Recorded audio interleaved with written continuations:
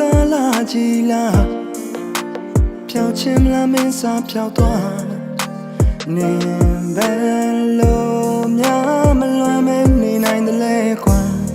နေရင်လို့ချင်းပြောခိုင်းပါလားအတူတော်ပြီးတိတ်ချစ်တဲ့ထပြောလိုက်ချင်တာယုံမှာနေပါစေတော့ကွာမေးပြောနေမှာပါငါမကြီးမမသိရပြောခဲ့တယ်နေတော့ပါမေးရဲ့